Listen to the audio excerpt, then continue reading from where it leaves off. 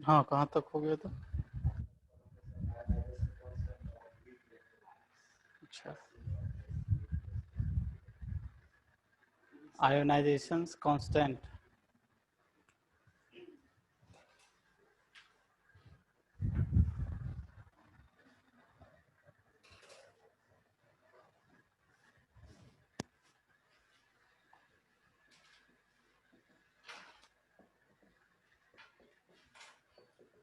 Ionisation constant of weak electrolyte.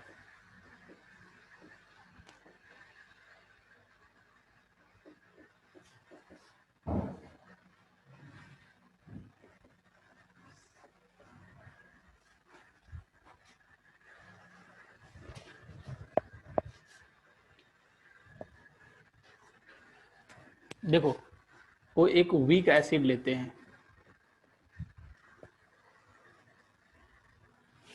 ये जो काम करेंगे ये साथ ही साथ वीक बेस को भी लेकर एक ही साथ कर लेंगे। जैसे मान लो कि वीक एसिड मेरा एसिटिक एसिड है, कोई भी एसिड के लिए एप्लीकेबल हो सकता है, और ये NH4OH है। हमको पता है कि एसिटिक एसिड को पानी में डालने पर ये एसीटेट आयन और H+ में टूट जाता है।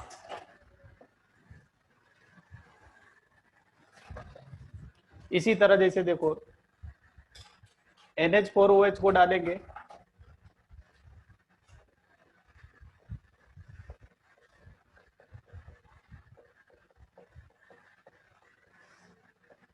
इसके लिए पहले समझ लो, मान लो कि T=0 टाइम पर इसका C मोल है, C मोलर कॉन्सेंट्रेशन, तो ये 0 होगा, ये भी 0 होगा। T=T equilibrium time, let degree of dissociation जो है ना अल्फा है, तो क्या हो जाएगा बताओ, C - C अल्फा। अगर ये C अल्फा से घटेगा तो ये C अल्फा से बढ़ेगा, और ये भी C अल्फा से बढ़ेगा। देखो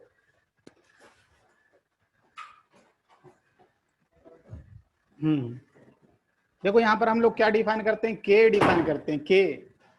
K क्या है बता दूंगा। K कैसे क्या होगा, C alpha concentration of acetate at equilibrium, concentrate of H+ ion at equilibrium upon concentration of this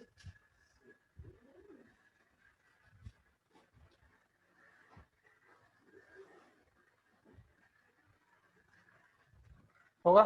K क्या है, यहां पर K लिख लो, K is the ionization constant of acid. A बता रहा है एसिड के लिए है, K is the ionization constant of acid. जो हम केमिकल इक्विलिब्रियम में पढ़ते थे इसको इक्विलिब्रियम कांस्टेंट बोलते थे, बट आयनिक इक्विलिब्रियम में इसको क्या बोल दिया, आयनाइजेशन कांस्टेंट ऑफ एसिड। मतलब ये K भी टेम्परेचर डिपेंडेंट ओनली है।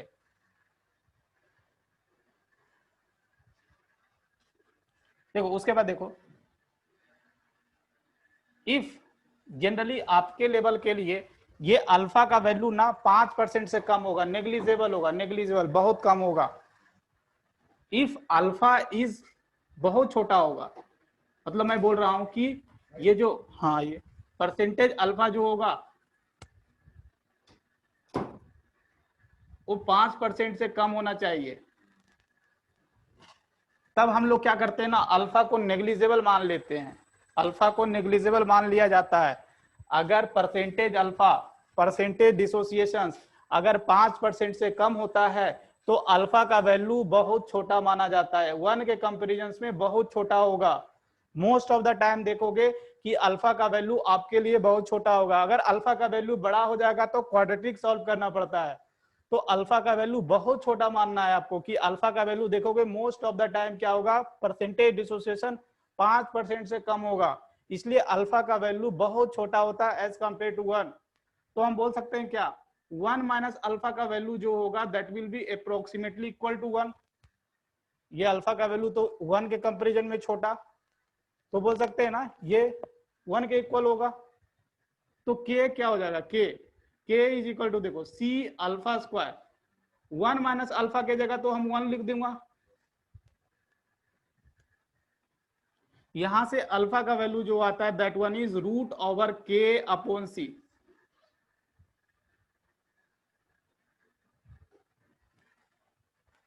ये तो पता है ना के क्या है, this is the ionization constant of acid. C क्या है, this is the molar concentration of acid.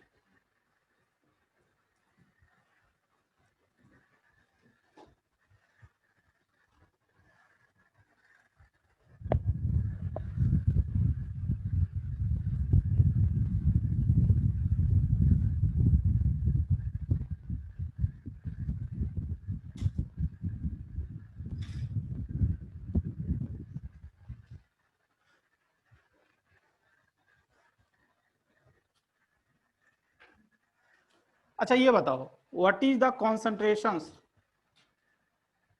Eight equilibrium पर अगर बात करूं, what is the concentration of H plus at equilibrium, tell me.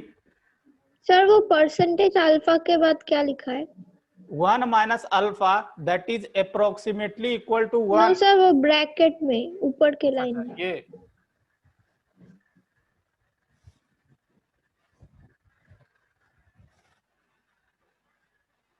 Percentage dissociation ये 5% से कम होना चाहिए, तभी अल्फा का वैल्यू नेग्लिजिबल मानते हैं।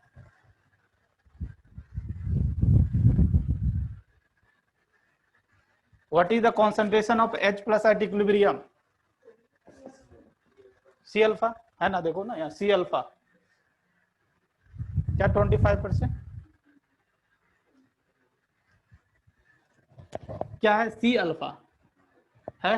इक्विलिब्रियम पर कॉन्सेंट्रेशन देख सको हो यहाँ पर, अल्फा का वैल्यू निकल चुका है। तो हम अगर पुट करेंगे तो क्या होगा, देखो सी रूट ओवर के अपॉन सी, अगर इस सी को रूट के अंदर लेकर जाना चाहते हैं तो सी स्क्वायर हो जाएगा ना। अगर ये 5 है तो अंदर ले जाओगे तो 25 होगा, तभी बाहर निकलेगा तो 5 होगा ना। तो यहाँ पर क्या हो जाएगा, देखो हम डायरेक्टली लिख रहा हूं के इंटू सी हो जाएगा, ये एक सी कैंसिल हो जाएगा। अगर मुझे पीएच निकालना है, पीएच क्या होता है formula, negative logarithm of H plus ion का कॉन्सेंट्रेशन दैट इज के इंटू सी का पावर हाफ।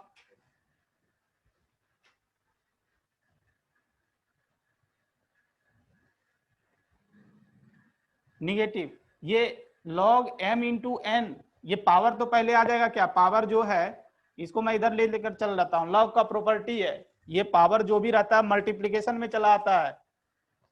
तो देखो लॉग m इंटू एन, हाँ तो log m plus log n होता है, तो इसको लिख सकता हूं माइनस लॉग के ए, माइनस को अंदर भेज दे रहा हूं, माइनस लॉग सी लिख सकता हूं।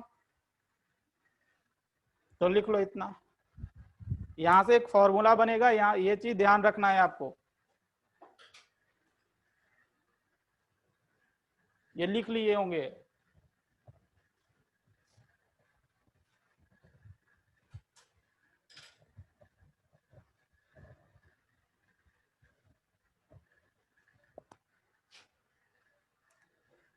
तो यहां से pH इज इक्वल टू लिख सकता हूं, देखिए हाफ, ये माइनस लॉग के को क्या मैं पी के लिख सकता हूं, पी के ए, अगर आपको याद हो तो P K is equal to minus log K लिखा था, कल ही बताया था, माइनस लॉग सी। तो ये फॉर्मूला हो गया, इसको ध्यान रखना है आपको for weak acid. Weak acid का पीएच इस तरह निकालेंगे हम,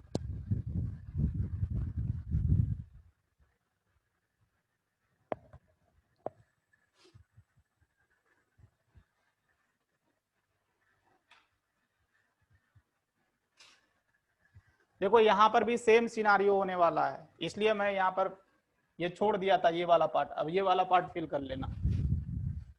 देखो अगर मान लेते हैं T is equal to 0 time पर इसका कॉन्सेंट्रेशन C मोलर है, degree of dissociation let it be alpha, T is equal to T equilibrium पर क्या होगा, C minus C alpha, C alpha, C alpha. यहां पर केबी डिफाइन करते हैं, केबी बेस है ना इसलिए केबी, केबी क्या हो जाएगा, C alpha square upon 1 minus alpha. KB क्या है, this is the ionization constant of base.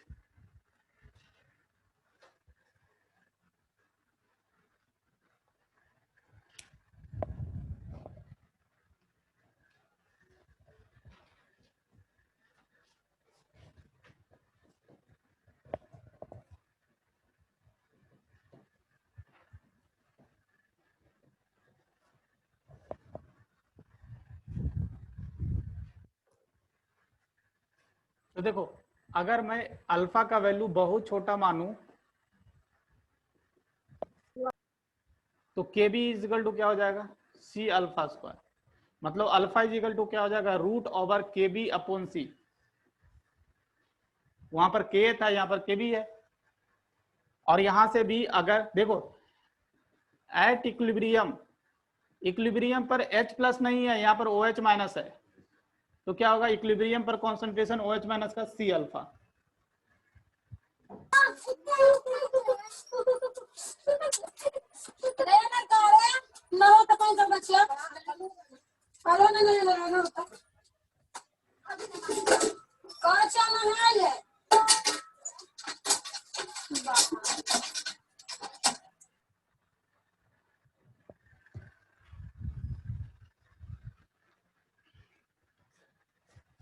तो देखो अगर अल्फा का वैल्यू रखूंगा तो OH माइनस का कॉन्सेंट्रेशन भी कितना आ जाएगा, that is root over K B into सी। यहां पर अगर मैं POH निकालू, POH तो क्या हो जाएगा, यही डायरेक्ट लिख रहा हूं हाफ, ये क्या आ जाएगा, पी के बी माइनस लॉग सी।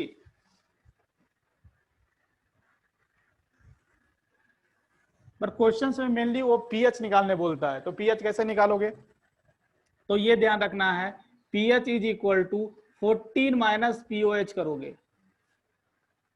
और ये जो फॉर्मूला एप्लीकेबल होता है that one is at 25 degree Celsius.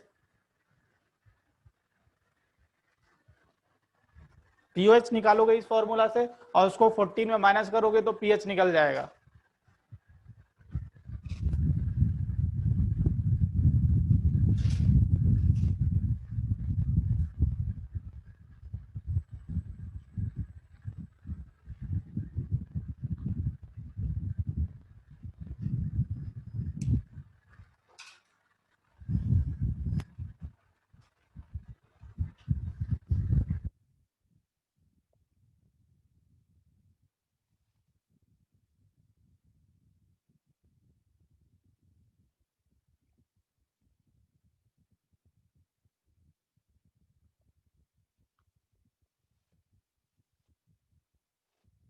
तो लिख लिया इतना।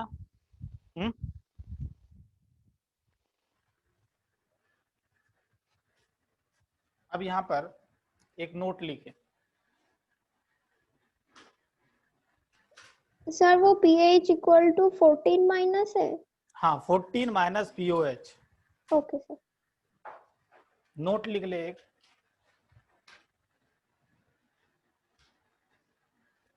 Ionisation constant of acid and base are temperature dependent only. Ionization constant of acid and base, acid and base, that is Ka and Kb, that is Ka and Kb are temperature dependent only। मतलब ये ध्यान रखना है Ka और Kb क्या only temperature पर depend करता है। लिख लिया।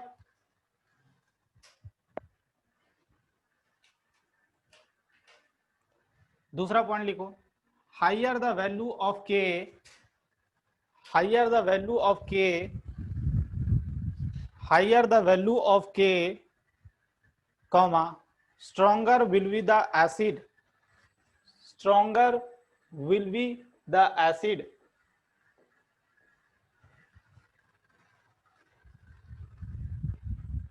के का वैल्यू जितना ज्यादा होगा एसिडिक स्ट्रेंथ उतना ही ज्यादा होता है। इसी तरह दूसरा लिख लो, higher the value of K B, higher the value of K B stronger will be the base, stronger will be the base. मतलब Kb का वैल्यू जितना ज्यादा होगा स्ट्रॉन्गर बेस होगा, K का वैल्यू जितना ज्यादा होगा स्ट्रॉन्गर एसिड होगा। और ये सब K और Kb क्या मेनली एक्सपेरिमेंटली निकाला जाता है, एक्सपेरिमेंटली क्वेश्चंस में ये सब जो फॉर्मूला यूज करता है ना, Kb और K का वैल्यू वो दिया रहता है, देता है क्वेश्चंस में कितना है। चलो तो ये हो गया। उसके बाद यहाँ पर लिखना Ostwald dilutions law, Ostwald dilutions law.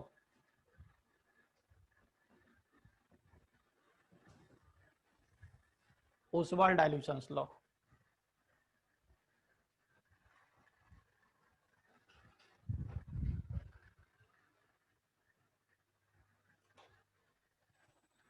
लिख लो। ये क्या है? On dilution, on dilutions, dilution का मतलब होता है decrease in concentrations. On dilution bracket में लिख लो decrease in concentrations, on dilution bracket में लिख लीजिए decrease in concentrations, comma comma degree of dissociations, degree of dissociations of weak electrolyte, weak electrolyte increases, degree of dissociations of weak electrolyte increases।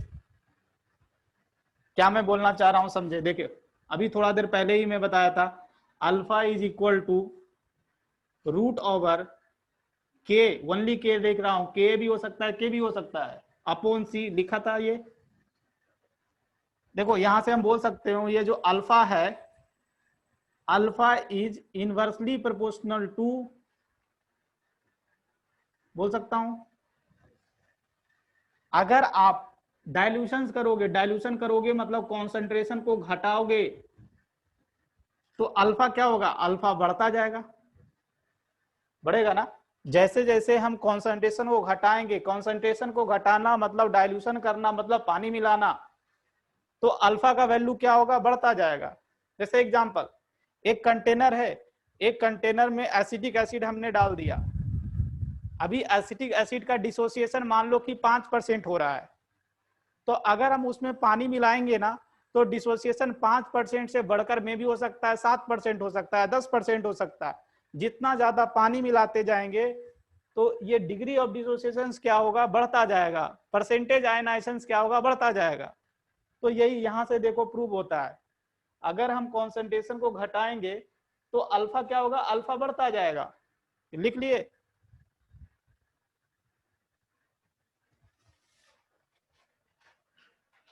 उसके बाद अगला इसी में लिखो अगला पॉइंट,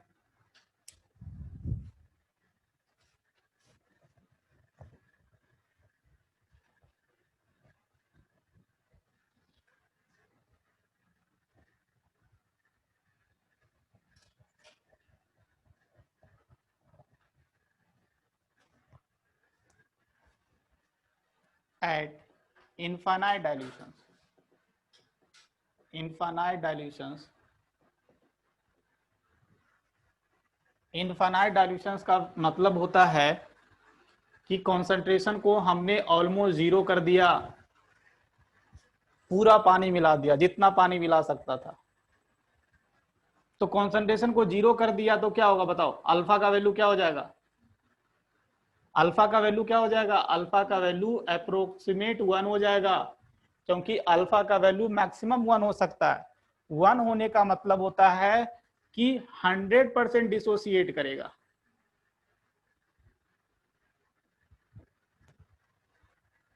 मतलब यहां पर हम लोग लिख सकते हैं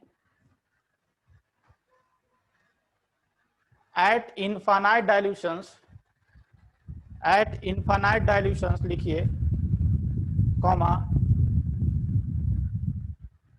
and weak electrolyte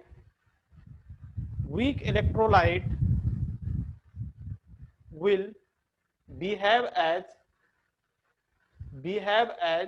strong electrolyte.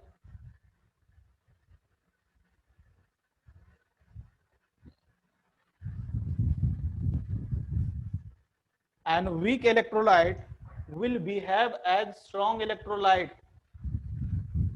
देखा ना, जब पूरा पानी मिला दोगे तो कॉन्सेंट्रेशन 0 हो जाएगा, अल्फा का वैल्यू अप्रोक्सीमेट 1 हो जाएगा।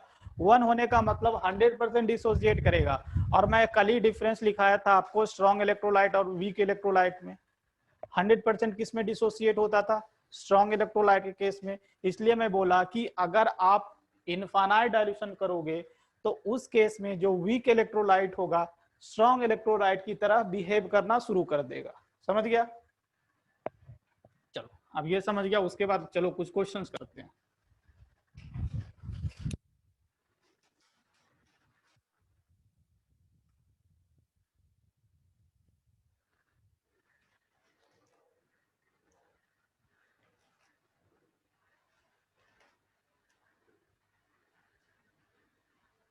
लिखो, calculate the H plus ion concentrations, calculate the H plus ion concentrations of H plus ion concentration of 0.05 molar acetic acid solutions, acetic acid solutions। इसका K का वैल्यू दिया हुआ है, रुक जाओ, K का वैल्यू मैं दे देता हूं।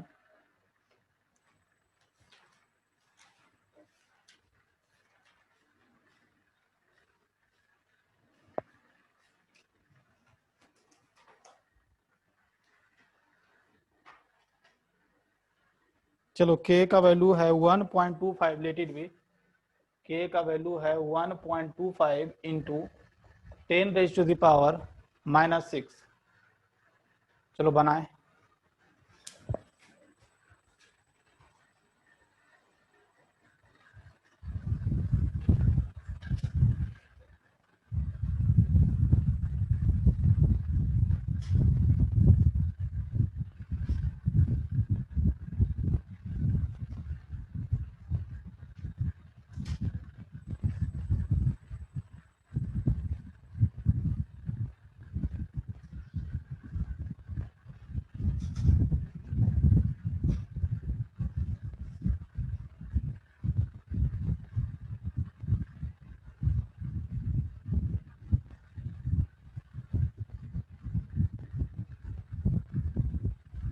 हो गया। कितना आया बता? 2.5 10 to the power -4। 2.5 इंटू 10⁻⁻4। -4। 2.5 आया इंटू 10⁻⁻2। 4 सर 4। अच्छा 4, ऐसा ही आया आप लोग को, आप लोग का भी? Sir, 25 into 10 to the power -5. Yes, sir, same. 25 into 10⁻⁻5, -5. तो ये तो यही हो गया। Yes, sir. आप लोग का भी इतना ही आया। चलो ठीक है, सही, बिल्कुल सही बनाया आप लोग। देखो क्या, देखो क्वेश्चंस में क्या दिया हुआ है, सी का वैल्यू दिया हुआ है, सी का वैल्यू दिया हुआ है। क्वेश्चन में क्या पूछा है कि concentration of H plus ion is equal to C alpha.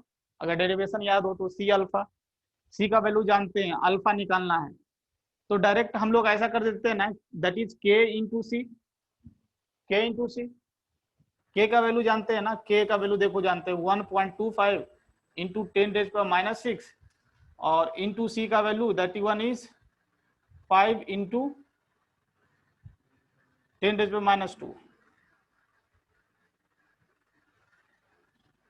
तो ये कितना हो जाएगा 1, अगर ये पॉइंट को सब इधर कर लेते हैं 6 8 10,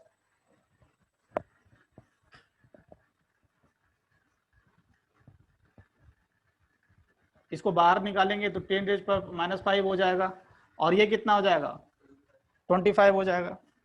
यही आंसर है, ये बोलो या ये बोलो सब एक ही आंसर है। समझ गया ना? तो ये हो जाएगा, ये concentration of H plus ion is this much molar. चलो अगला क्वेश्चन लिखो, ये तो बहुत इजी क्वेश्चन था एक तरह से। देखो, calculate ionization constant of weak base, ionization constant of weak base NH4OH, NH4, calculate ionization constant of weak base NH4OH, full stop, if concentration of OH minus ions, if concentration of OH minus ion, तो थोड़ा धीरे बोलिए sir. देखो फिर से लिखो, calculate ionization constant of weak base NH4OH, calculate ionization constant of weak base NH4OH, comma, if concentrations of OH minus ion, if concentration of OH minus ion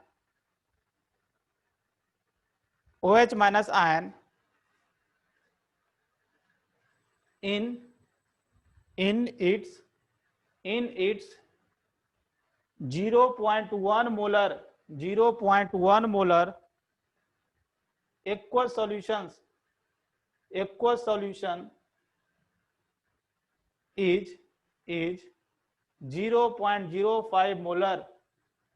फिर से मैं बोल दे रहा हूं, if concentration of OH minus ion in its 0.1 molar aqueous solution is 0.05 molar।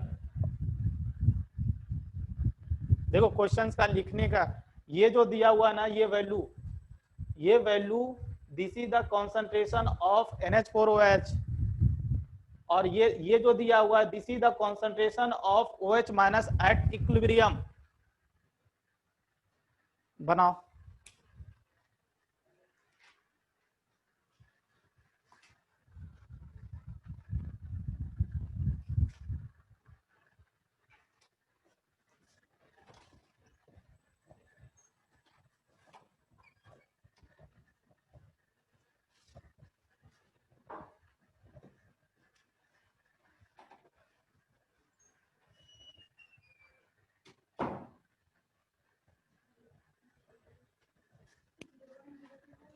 Zero point zero to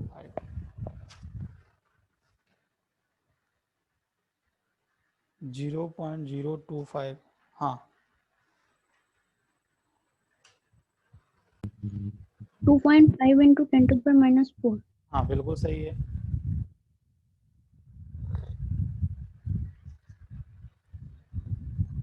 बना लिए? क्या हुआ? नहीं बनाया? कुछ भी नहीं बना रही है। क्लास तो कर रही थी ना? क्या? अच्छा, ऑनलाइन में कर रही थी। अच्छा,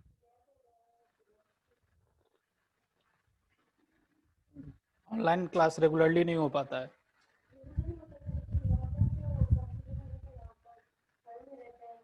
अच्छा, घर में रहता है, घर में ऐसा भी होता है देखते देखते सो भी जाते हैं।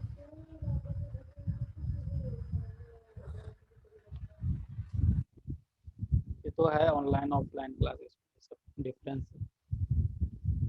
ऑनलाइन क्लासेस कभी भी ऑफलाइन क्लासेस को रिप्लेस नहीं कर सकता है। हाँ, तो ये बना लिया। एक और क्वेश्चन लिखो, मैं फिर इसको बताता हूँ, जिससे नहीं बना थोड़ा जगह छोड़ दो, मैं बता रहा हूँ।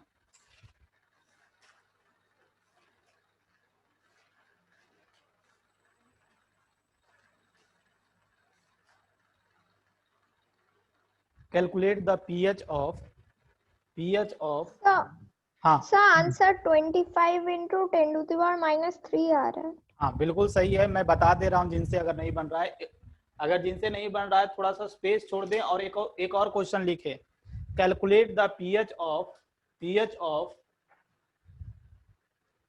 10⁻⁻1 molar 10⁻⁻1 molar of acetic acid. के का वैल्यू दिया हुआ है इसका 1.8 इंटू 10⁻⁻5। ये याद रख लेना, पीके वैल्यू निकालोगे ना तो इसका 4.74 आता है, ये याद रख लेना। क्वेश्चंस को अगर ये याद रखोगे तो फास्टली बनाओगे, अदरवाइज नहीं तो आप पीके वैल्यू निकालते रह जाओगे।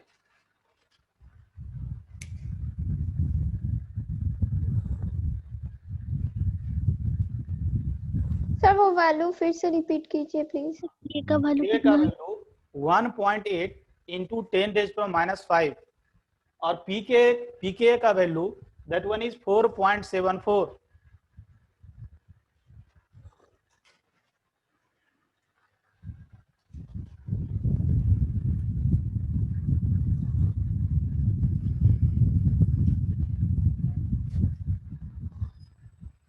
क्या क्या 3.37 नहीं हाँ 2.87 इज द करेक्ट वन।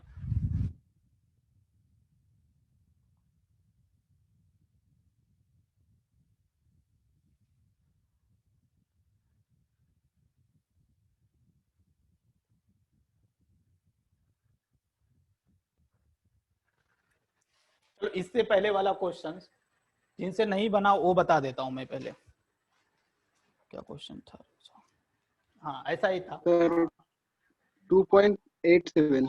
हाँ 2.87 जिनका आ रहा है वो बिल्कुल आप सही हैं यार। देखो जिनसे ये पहला वाला नहीं बना था वो देख लीजिए, क्वेश्चन में बोला है कि concentration of OH minus at equilibrium that one is 0.05 ऐसा बोला है। OH माइनस का कॉन्सेंट्रेशन क्या होता है C अल्फा। C का वैल्यू भी दिया हुआ है, C का वैल्यू कितना दिया हुआ है 0.1। तो यहां से पहले आप अल्फा निकाल ले, ये क्या आ जाएगा 5 इंटू एक पॉइंट से एक तो कैंसल हो जाएगा, एक कैंसल हो गया 10⁻⁻1 बचेगा, ये आ गया अल्फा। क्वेश्चन में पूछा क्या था, अच्छा के बी निकालना था, K B is equal to nothing but that one is C alpha square, यही होता है। 1 माइनस अल्फा तो नेग्लिजिबल हो जाता है और होगा भी, देखो 5% से कम है, ये 5% से कम है। मैं बोला हूं अल्फा का वैल्यू नेग्लेक्ट करोगे, जब ये 5% से कम होगा, ये कितना परसेंट है बताओ, ये अल्फा का वैल्यू तो 0.5 आ गया, तो कितना परसेंटेज हुआ। परसेंटेज कैसे निकालते हो, अगर अल्फा का वैल्यू जानते हो तो बताया था ना, इंटू 100 करते हो, इंटू 100 करोगे तो परसेंटेज निकल जाएगा। चलो तो ये क्या हो जाएगा 0.1 इंटू 5 इंटू 10⁻⁻1 का स्क्वायर, ये क्या आ जाएगा 10⁻⁻1, ये 25 और ये 10⁻⁻2 दैट वन इज 25 इंटू 10⁻⁻3, ये आंसर हो जाएगा। अगर मान लो कि ऑप्शन में ऐसा भी दे सकता है 2.5 इंटू 10⁻⁻2, तो इतना तो आपको मैथमेटिक्स आना चाहिए सब, ऐसा नहीं कि ये ऐसा ऑप्शन नहीं है सब गलत है। चलो ये जिनसे नहीं बना ये देख लीजिए, डायरेक्ट हम जानते हैं। देखो क्वेश्चंस में क्या दिया हुआ है, क्वेश्चंस में C का वैल्यू दिया हुआ है, C का वैल्यू दिया हुआ है। क्वेश्चंस में आपसे क्या पूछा है, पीएच पूछा है, तो पीएच का हम डायरेक्टली अगर फॉर्मूला लिखे तो क्या होता है that one is half pKa minus log C। Question में देखो सब चीज है, pKa वैल्यू कहाँ डायरेक्टली दे दिया, अगर नहीं भी देता ये तो pK का दिया है तो pK निकाल लेते। कैसे निकालते, निगेटिव लॉगरिथम ऑफ k करके। हम यहाँ पर डायरेक्टली आपको दे दिए हैं, बट क्वेश्चंस में नहीं भी दे सकता, डायरेक्टली k का वैल्यू देगा आपको, तो आप pK का वैल्यू निकालो कैसे, निगेटिव लॉगरिथम k करके। तो चलो यहाँ पर तो हम डायरेक्टली आपको दे दिया हूं दैट वन इज 4.74। और आप ये याद रख लेना कि एसिटिक एसिड का pK का वैल्यू 4.74 होता है। ये कैलकुलेशंस में आपको हेल्प करेगा। माइनस लॉग सी का वैल्यू क्या है, देखो 10⁻⁻1। ये देखो -1 यहाँ पर मल्टीप्लाई होगा तो ये तो +1 हो जाएगा, और log 10 का वैल्यू कितना होता है, 1 होता है, तो ये तो ऐड हो जाएगा डायरेक्टली। अगर लिखूं 1.2 इंटू 5.74, इसको डिवाइड करोगे तो 2.87 आ जाएगा। चलो, तो ये भी हम क्वेश्चंस करा दिए आपको। उसके बाद आगे बढ़ते हैं, लिखो common ion effect. Common ion effect,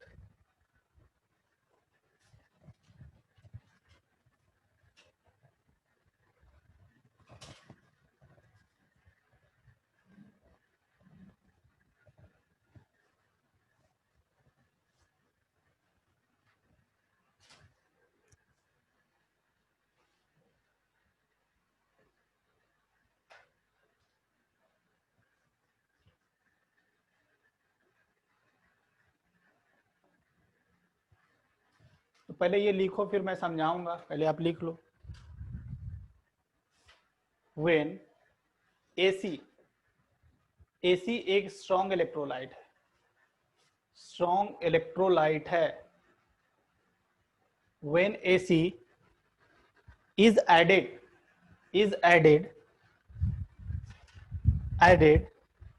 comma, the concentrations of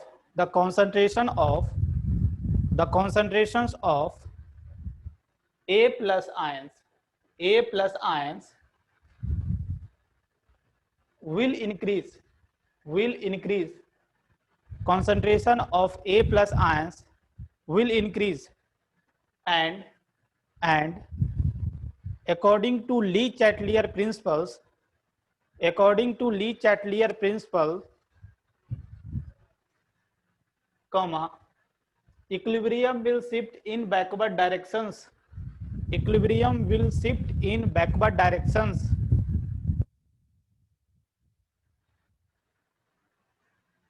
Equilibrium will shift in backward directions, and therefore degree of dissociations of weak electrolyte degree of dissociation of weak electrolyte AB, bracket में AB लिख लो, AB will decrease.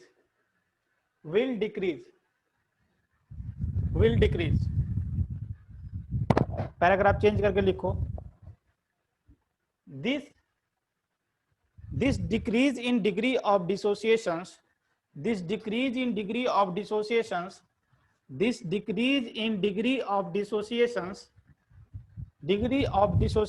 of weak electrolyte bracket में AB in presence of strong electrolyte bracket में AC in presence of strong electrolyte bracket में AC having a common ion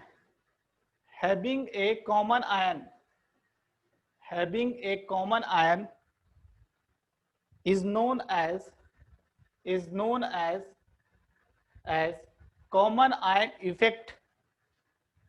ion effect.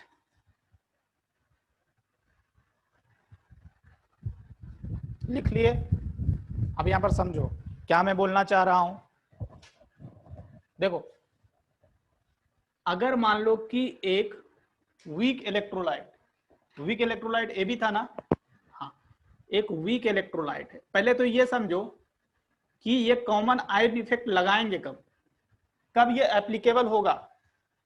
ये एक weak electrolyte है और ये एक स्ट्रॉन्ग इलेक्ट्रोलाइट है।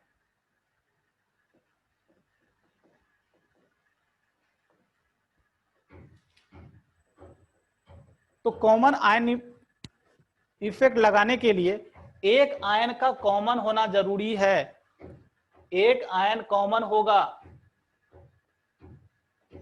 नाम ही है कॉमन आयन। जब भी कभी कॉमन आयन इफेक्ट होता क्या है, जब भी कभी एक वीक इलेक्ट्रोलाइट में एक स्ट्रॉन्ग इलेक्ट्रोलाइट मिलाओगे हैविंग वन कॉमन आयन, तो क्या होता है, degree of ionization of this weak electrolyte will decrease. इतना ही है कॉमन आयन इफेक्ट। क्या मैं बोला फिर से सुनो, जब भी कभी किसी वीक इलेक्ट्रोलाइट में एक स्ट्रॉन्ग इलेक्ट्रोलाइट मिलाओगे having one common ion, degree of ionization of weak electrolyte will decrease. ये समझा? अब ये डिक्रीज क्यों होता है, तो इसका एक्सप्लेनेशन कौन देगा, ली चैटलियर प्रिंसिपल। कैसे देखा है इसको समझिए। जैसे देखो ये AB है, AB एक वीक इलेक्ट्रोलाइट है, तो क्या होगा, अपने आयंस में ये टूट जाएगा। इसी तरह देखो ये स्ट्रॉन्ग इलेक्ट्रोलाइट है AC, strong electrolyte, irreversible reactions, ये क्या होगा A+ और C-। देखो एक आयन कॉमन है ना, तो ऐसा बोला गया है कि देखो इसके लिए कुछ ना कुछ Ka का वैल्यू Ka का वैल्यू होगा। अगर एसिड है तो Ka का वैल्यू होगा, बेस होगा तो Kb का वैल्यू होगा। तो देखो ऐसा अगर हम स्ट्रॉन्ग इलेक्ट्रोलाइट जब डालते हैं ना, तो A+ का कॉन्सेंट्रेशन बढ़ना शुरू हो जाता है। जो कंटेनर में आप रखे हो, जैसे मान लो यहाँ पर एसिटिक एसिड है, example let it B acetic acid, जो कोई वीक एसिड है। एक कंटेनर में मेरा एसिटिक एसिड है, अगर मान लो कि उसका डिग्री ऑफ डिसोसिएशन 5% है, उसका परसेंटेज डिसोसिएशन 5% है, तो अगर हम उसमें क्या किए HCl मिलाएं तो HCl भी H+ देगा। एसिटिक एसिड के पास भी H+ है, बट HCl मिलाने से क्या हुआ, मेरा H+ बढ़ गया, यहाँ A+ बढ़ गया। तो बढ़ने से क्या हो रहा है, ये जो रिएक्शंस है ना बैकवर्ड शिफ्ट होना शुरू हो जाएगा according to Le Chatelier principles, क्योंकि K का वैल्यू कांस्टेंट रखना है। अगर ये बैकवर्ड शिफ्ट नहीं करेगा तो क्या होगा, K का वैल्यू चेंज हो जाएगा। और हम जानते हैं कि K कब चेंज होता है, टेम्परेचर चेंज करने से चेंज होता है K। तो K को कांस्टेंट रखने के लिए रिएक्शंस बैकवर्ड डायरेक्शंस में शिफ्ट करना शुरू कर देता है according to Le Chatelier principles. ये समझा?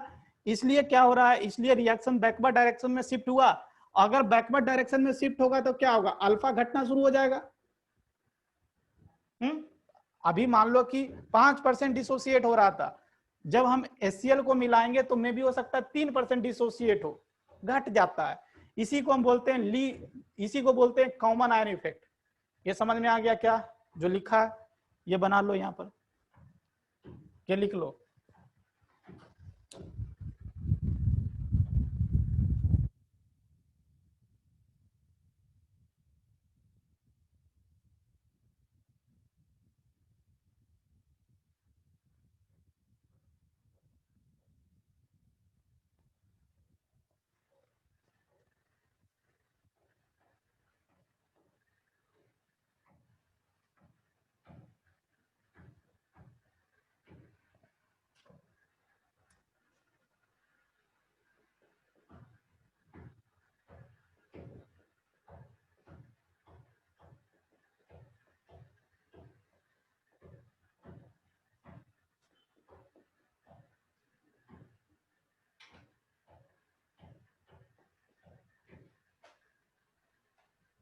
अगर मान लीजिए, लिख लिया इसको,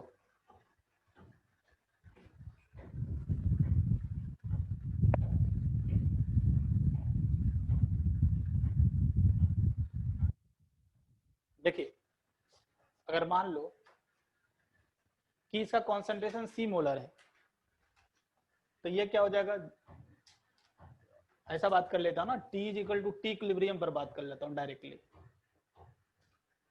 ये क्या हो जाएगा, C - C अल्फा, ये C अल्फा, ये भी C अल्फा। देखो मान लो कि HCl जो मिला है ना, उसका concentration late it B C1 molar. जो HCl मिलाए हैं C1 मोलर, ये क्या हो जाएगा बताओ, ये भी C1 हो जाएगा, ये भी C1 हो जाएगा, क्योंकि स्ट्रॉन्ग एसिड 100% डिसोसिएट करता है ना। अब यहां पर देखिए एक चीज, मतलब ये बता रहा हूं क्वेश्चन को कैसे आप टेकल करोगे। तो देखो यहां पर आप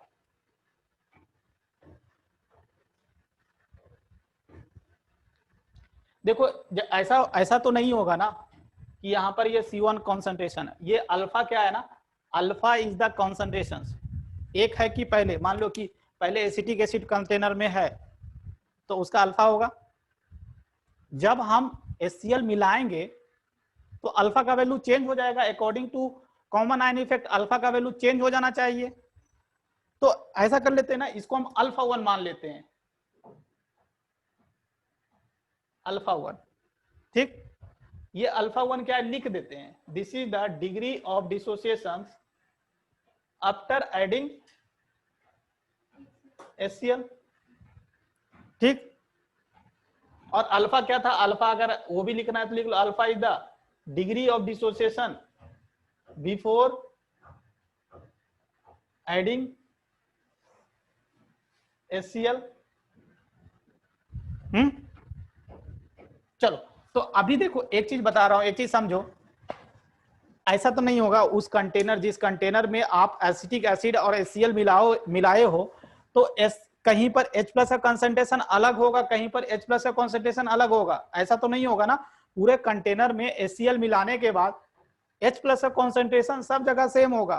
तो सब जगह सेम करने के लिए क्या करना पड़ेगा, यहां पर हम क्या करते हैं, C1 ऐड करते हैं। सेम करने के लिए यहां पर भी ऐड करना पड़ेगा, करना है तो कर दो, कोई दिक्कत नहीं है, ठीक। ये समझा क्यों किया, क्योंकि हर एक जगह पूरे कंटेनर में H+ का कॉन्सेंट्रेशन सेम रहना चाहिए। अब यहां से अगर मैं देखो इसके लिए K डिफाइन होता है, K डिफाइन करूंगा, K क्या हो जाएगा बताओ,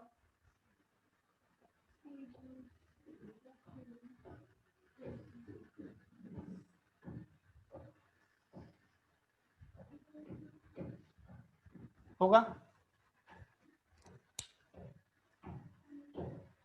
ये समझ रहे हो ना।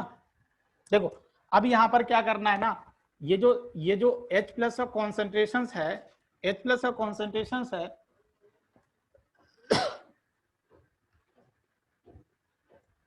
इसके कंपैरिजन में ये वैल्यू ऑलमोस्ट नेग्लिजिबल होगा, क्योंकि ये जो C1 स्ट्रॉन्ग इलेक्ट्रोलाइट से आ रहा है और ये वीक इलेक्ट्रोलाइट से आ रहा है, तो इसके कंपैरिजन में ये देखोगे ऑलमोस्ट नेग्लिजिबल होगा।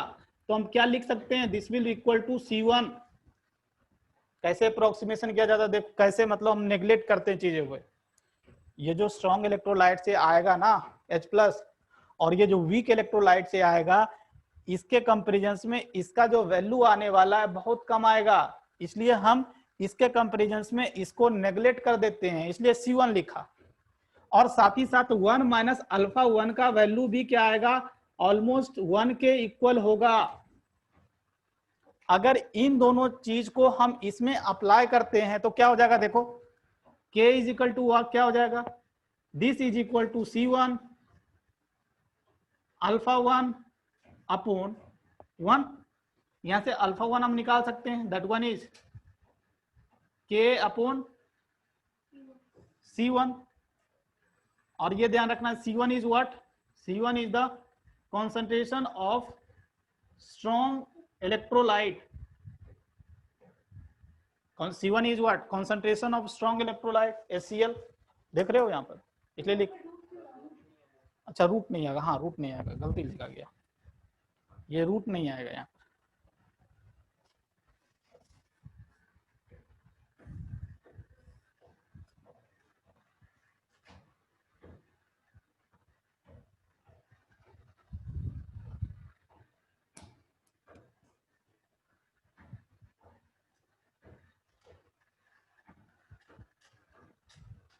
सर वो कॉन्सेंट्रेशन ऑफ क्या लिखा है, strong electrolyte.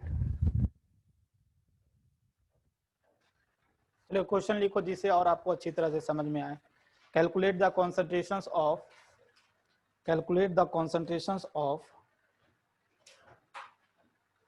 OH minus ions. Calculate the concentrations of OH minus ions at equilibrium. Calculate the concentration of OH minus ions at equilibrium in an aqueous solutions. In an aqueous solutions in an aqua solution containing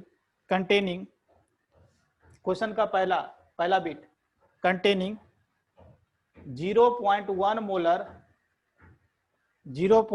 molar ammonium hydroxide only. Question का दूसरा bit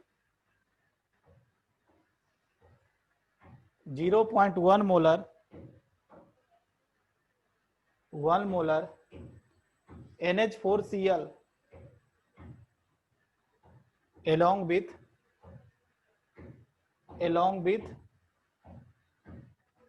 NH4OH।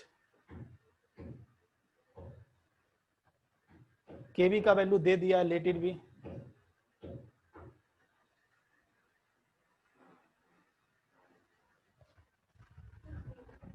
हाँ Kb B होगा यहाँ।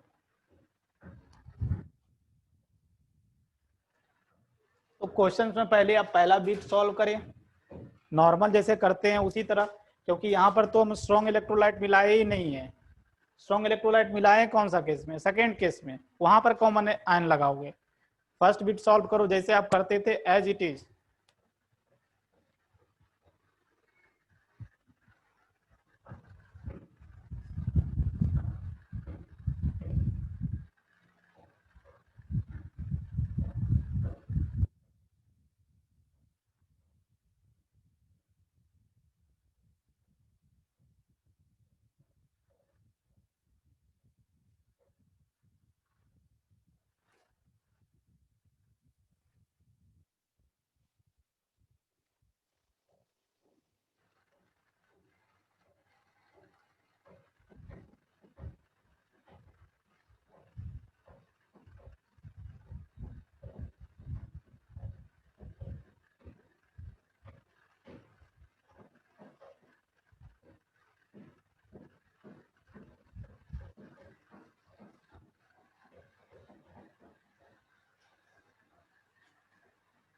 क्या हुआ?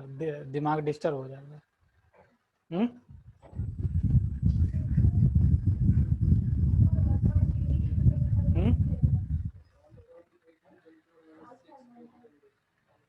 पहला वाला का आंसर बताओ। OH माइनस कॉन्सेंट्रेशन 1.34 इंटू 10⁻³ आ रहा है। नहीं, बाहर 1.34 इंटू 10⁻³ 10⁻³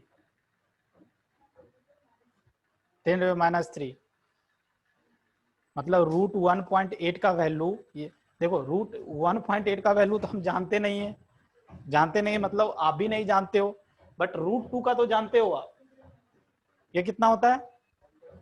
1.414।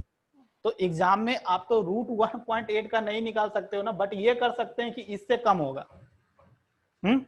इससे कम होगा तो जो कम रहेगा वही ऑप्शन मार देंगे। तो ये एग्जैक्ट वैल्यू देखोगे तो ये आता है, दैट वन इज 1.34। हाँ, 1.34 आता है।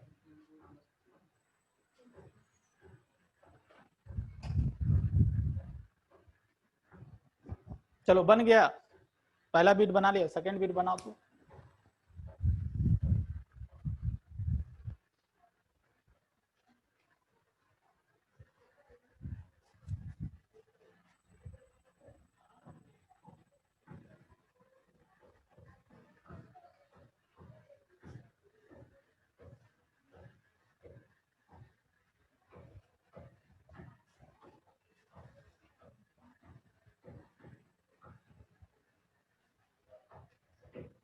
सेकेंड बिट में क्या होगा?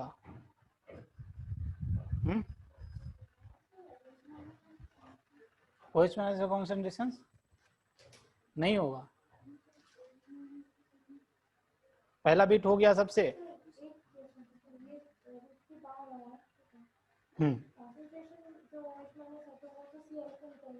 हाँ, तो अल्फा पहले निकाली, अल्फा निकाली, अल्फा।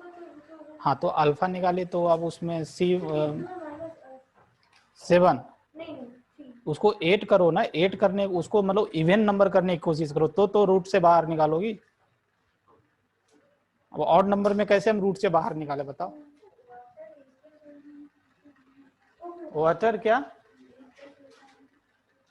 हाँ वाटर क्या, वाटर का कंट्रीब्यूशन लेना है इसमें क्या? नहीं नहीं नहीं, इसमें नहीं लेते। देखो देखो कैसे करेंगे, फर्स्ट बिट हो गया होगा I think so. First bit में क्या करेंगे, सबसे पहले हम अल्फा निकालेंगे। अल्फा क्या होगा, that one is root over K B into C होता है। तो रूट के बी का वैल्यू क्या होता है, 1.-5 इंटू सी का वैल्यू कितना था, 0.1 था ना। तो ये क्या हो जाएगा, देखो रूट 1.8 का वैल्यू बता देता हूं, तो रूट 1.34 आएगा।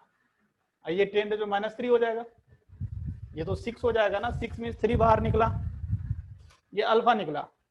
तो मुझे अगर OH माइनस निकालना है, OH माइनस क्या, that one is C alpha. तो ये सी का वैल्यू 10⁻1, अल्फा का वैल्यू भी जानते हैं, क्या हो जाएगा 1.34 इंटू 10⁻⁴, यही आंसर हो जाएगा। ये पहला वाला हो गया। चलो अब दूसरा वाला देखो, दूसरा वाला सिनारियो है। सर OH माइनस का कंसंट्रेशन ही तो रूट के बी इंटू सी होगा ना, रूट अल्फा तो रूट के बी बाई सी होता है। यस अच्छा अच्छा अच्छा, सी अल्फा। हाँ तो सी अल्फा क्या है, इसमें आप क्या करना है, सर पहले वाला जो निकाला था वही, हाँ ये अल्फा निकला ना, alpha equal to root over K B by C. ये सॉरी, ये बोल रहे हैं ना कि ऐसा बताया था सी। 1.34 इंटू 10⁻² होगा सर वहाँ। हाँ रुको रुको रुको रुको, ऐसा, हाँ ये गलती हो रहा था।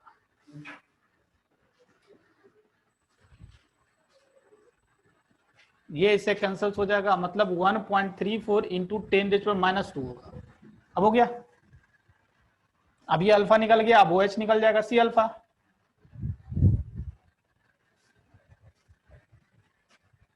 सी alpha that one is, C है आपका 10⁻1,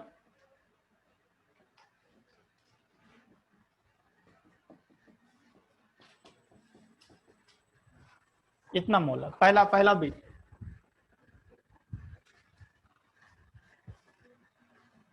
दूसरा बिट देखो, दूसरा बिट में भी OH माइनस का कॉन्सेंट्रेशन निकालना है। तो देखो यही होगा ना, ये अमोनियम हाइड्रोक्साइड है।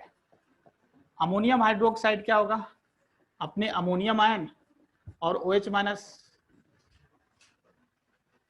इसका कॉन्सेंट्रेशन 0.1 मोलर है। इक्विलिब्रियम पर क्या होगा, 0.01 माइनस अल्फा, ये हो जाएगा 0. अल्फा और 0.1 अल्फा इक्विलिब्रियम पर। अब जब NH4Cl मिलाएंगे, NH4Cl क्या है, ये सॉल्ट है। देखो यहां पर कॉमन आयन लगेगा, कॉमन आयन, तो ये 0 पॉइंट इतना, इसका कॉन्सेंट्रेशन कितना है, 0.1 मोलर मिला है, क्वेश्चन में दिया हुआ ना, देखो 0.1 मोलर ऑफ मिलाया गया है।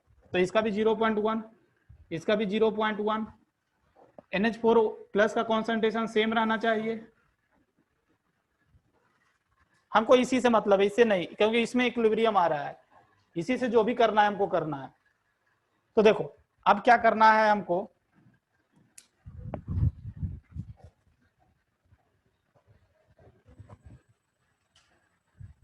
आपको चाहिए OH माइनस कॉन्सेंट्रेशन इक्विलिब्रियम पर। तो सबसे पहले हम क्या करेंगे ना, अल्फा निकाल लेंगे।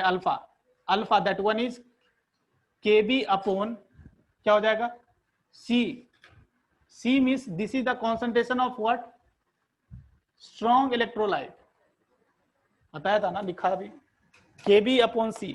तो देखो क्या आएगा, KB का वैल्यू हम जानते हैं 1.8 इंटू 10⁻⁵, और C का वैल्यू भी रूट ओवर क्यों होगा, जब स्ट्रॉन्ग इलेक्ट्रोलाइट है। स्ट्रॉन्ग इलेक्ट्रोलाइट में अभी ना फॉर्मूला लिखाया, KB upon C, K upon C। तो ये क्या हो जाएगा, अगर फिर रूट ही कर दोगे तो दोनों का तो सेम ही आ जाएगा आंसर। तो ये क्या आ जाएगा बताओ, देख रहे हो, अल्फा का वैल्यू जो पहले आया था, इस केस में जो अल्फा का वैल्यू आया था, और इस केस में जो अल्फा का वैल्यू, यहां पर अल्फा 1 कर लो तो और अच्छा रहेगा आपको समझने के लिए। तो ये जो अल्फा 1 का वैल्यू आ रहा है, इस केस में जो आ रहा है, और इस केस में जो आया था, दोनों में कितना अंतर है, ये अल्फा का वैल्यू बहुत छोटा है ना, अल्फा का वैल्यू वो था 10⁻⁻² ऑर्डर में था और ये 10⁻⁴ ऑर्डर में है, तो ये वैल्यू छोटा है एज कंपेयर टू जो अल्फा हम इस केस में निकाले थे। और कॉमन आयन इफेक्ट का मतलब यही होता है, जब हम स्ट्रॉन्ग इलेक्ट्रोलाइट मिलाएंगे तो इसका अल्फा का वैल्यू घटना चाहिए, यही लिखा गया था कॉमन आयन इफेक्ट में। और देखो यहाँ पर प्रूफ भी हो रहा है, अल्फा का वैल्यू बहुत छोटा आ रहा है एज कंपेयर टू अल्फा जो पहला केस में आया था। अब ये अल्फा निकल गया, OH माइनस का कॉन्सेंट्रेशन क्या होता है इक्विलिब्रियम पर, दैट वन इज C∝1। देखो तो ये 10⁻⁻1 और अल्फा का वैल्यू जानते हो आप,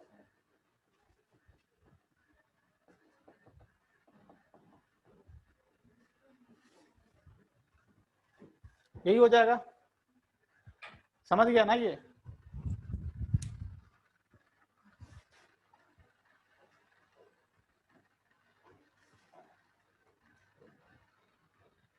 अब लिखो properties of water.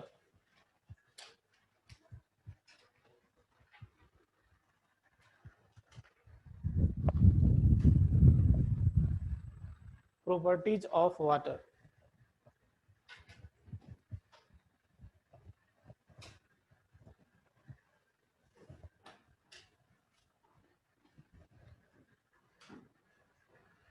Properties of water, तो इसमें लिखो ये जो water is consider as, heading है properties of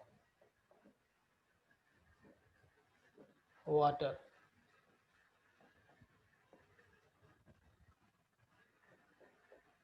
considered as weak electrolyte. और क्यों ये वीक इलेक्ट्रोलाइट होता है, देखो हम प्रूव करके भी दिखाएंगे। इसका अल्फा का वैल्यू बहुत छोटा आएगा, इससे जो H+ मिलेगा बहुत कम मिलेगा।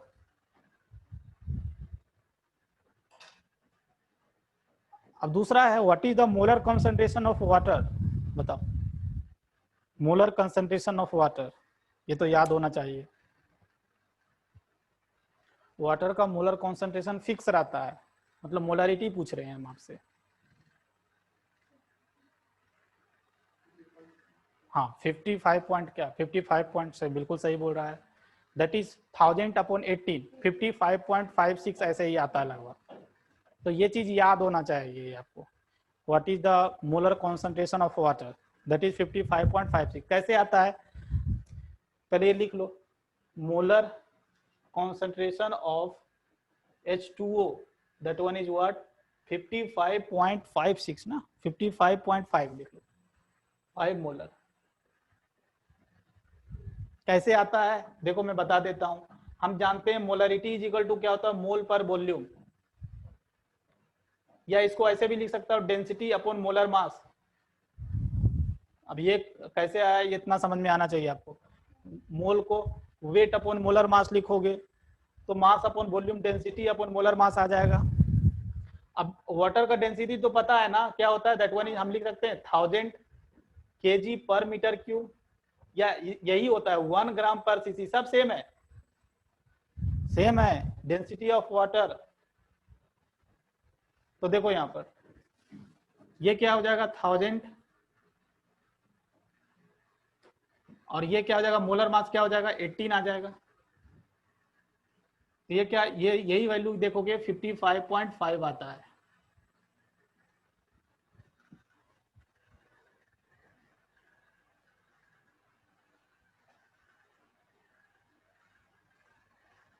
चलो एक अब नेक्स्ट आगे बढ़ते हैं, तो ये चीज ध्यान रखना,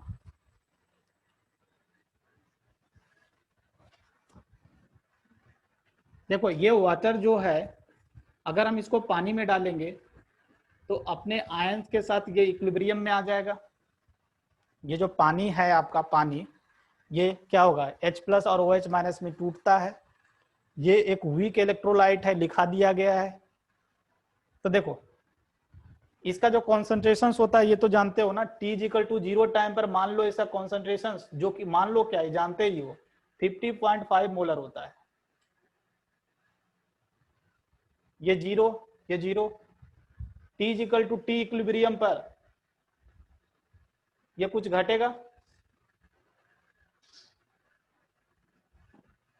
सी अल्फा कर लेते हैं, ये सी अल्फा, ये भी सी अल्फा। सी का वैल्यू हम ऐसे जानते हैं 55.56, वैल्यू रखना है तो रख सकते हो। फिर देखो अगर मैं इसके लिए जो K I, this is the K is what, ionization constant of water, ये क्या के आई क्या है? Ionization constant of water. ये क्या होता है K I? Nothing but H plus ion का कॉन्सेंट्रेशन OH माइनस का concentration at equilibrium upon water का कॉन्सेंट्रेशन एट इक्विलिब्रियम। आपको पता होना चाहिए वाटर का कॉन्सेंट्रेशन जो हमेशा रहता है ना, कांस्टेंट रहता है। तो अगर मैं ये और ये मल्टीप्लाई कर दूं तो क्या, देखो ये भी एक कांस्टेंट है जो कि टेम्परेचर पर डिपेंड करता है, ये भी कांस्टेंट है जिसका वैल्यू 55.56 ऑलमोस्ट होता है। तो ये दोनों को मिलाकर एक नया कांस्टेंट बन जाएगा और उस नया कांस्टेंट को ही क्या बोलते हैं? के डब्ल्यू बोलते हैं, के डब्ल्यू।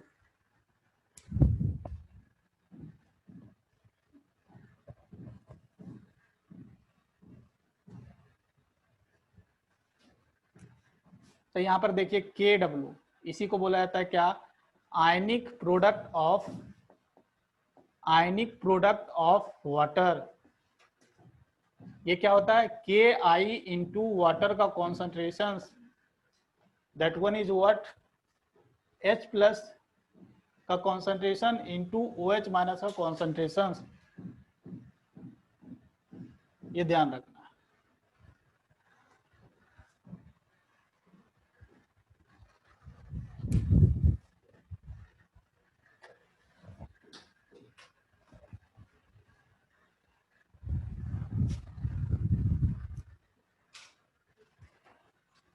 देखो ये ध्यान रखना, for neutral water,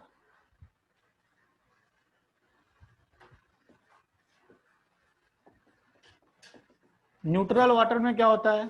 H plus ion का कॉन्सेंट्रेशन और OH माइनस का कॉन्सेंट्रेशन इक्वल होता है और ये इक्वल टू 10⁻⁻7 डिग्री होता है एट 25 डिग्री सेल्सियस। ये ध्यान रखना है। एक्सपेरिमेंटली फाइंड किया गया है कि H प्लस आयन का कॉन्सेंट्रेशन OH माइनस का कॉन्सेंट्रेशन इक्विलिब्रियम 25 डिग्री सेल्सियस पर इक्वल होता है, दैट इज इक्वल टू 10⁻⁻7।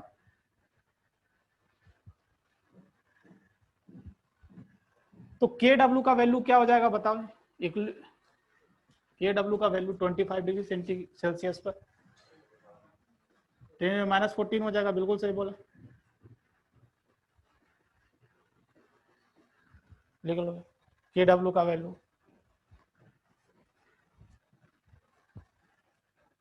जैसे जैसे हम टेम्परेचर बढ़ाते हैं, ये जो इक्विलिब्रियम देख रहे हो ना वाटर वाला, ये एक इंडोथर्मिक रिएक्शंस है। इंडोथर्मिक रिएक्शंस में टेम्परेचर बढ़ाने से इक्विलिब्रियम कांस्टेंट का वैल्यू बढ़ता है, बताया हूं ली चैटलियर प्रिंसिपल्स में। टेम्परेचर बढ़ाने से इक्विलिब्रियम कांस्टेंट का वैल्यू बढ़ता है। तो यहाँ पर भी ध्यान रखना है कि इस रिएक्शन अगर हम टेम्परेचर बढ़ाएंगे तो के डब्ल्यू का वैल्यू क्या होगा? बढ़ेगा। तो एक पॉइंट लिख लीजिए, K W depend on temperature only. K W depend on temperature only. Kw depend on temperature only and increases with increase in temperature and increases with increase in temperature, increases with increase in temperature।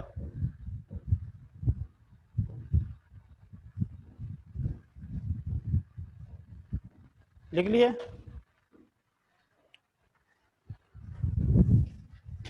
चलो इतना में तो किसी को दिक्कत नहीं है।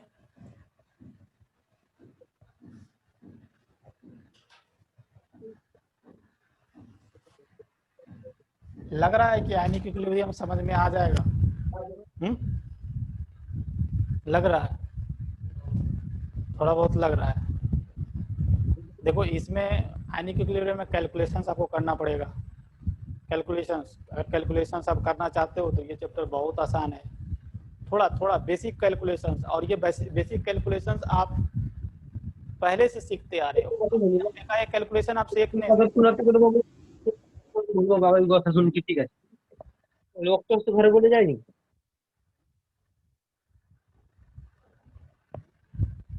तो करें कि कैलकुलेशंस आपको बचपन से ही आता होगा। कैलकुलेशन आने के लिए आपको टेबल अच्छा से आना चाहिए, टेबल, क्योंकि सब चीज़ का मेन जड़ होता है टेबल। टेबल अगर मैं तो यही बोलूँगा, अगर टेबल नहीं आता है तो उसको फिर से एक बार, जो होता है कहीं पर 19 का टेबल मेनली भूल जाता है, 29 वाला टेबल, तो ये सब आपको आना चाहिए। एटलीस्ट 30 तक टेबल तो आना ही चाहिए। तो टेबल आपको आना चाहिए। थोड़ा लॉग का बेसिक जो 3-4 फॉर्मूला ही तो यूज होते रहता है, ये सब आना चाहिए। जो √2 √5 ये सब जो होता है बेसिक चीजें आना चाहिए, तो कैलकुलेशंस आपका अच्छा हो जाएगा। और घर में करना पड़ेगा। ऐसा नहीं कि हम क्वेश्चंस बना रहे हैं तो मोबाइल लेकर बैठ गए और मोबाइल में कैलकुलेशंस कर लिए सब कैलकुलेटर्स में, और फिर बोलोगे एग्जाम में जाकर मेरे से क्वेश्चन बनता ही नहीं है। तो अगर इस तरह का प्रैक्टिस करोगे, जब आप प्रैक्टिस ही नहीं कर रहे हैं मोबाइल से कैलकुलेशंस कर रहे हैं, तो वहां पर जाकर तो गलती होना 100% गलती करोगे वहां पर। इसलिए घर में भी ट्राई करो कि थोड़ा कैलकुलेशंस अपने से करने का। हाँ, बड़ा कैलकुलेशंस आ जाता है तो थोड़ा हाँ वहां पर अपना टाइम बचाने के लिए थोड़ा मोबाइल यूज कर लेंगे, बट छोटे छोटे कैलकुलेशंस होगा तो उसको आप खुद करो, क्योंकि कैलकुलेशन तो यहाँ भी होगा, फिजिकल केमिस्ट्री में भी, फिजिक्स में भी कैलकुलेशंस होगा। तो कैलकुलेशन तो करना होगा अगर आप सही में डॉक्टर बनना चाहते हो तो। चलो आज के लिए इतना ही, हम लोग मिलते हैं अगले क्लास में। Thank you. Thank you, sir.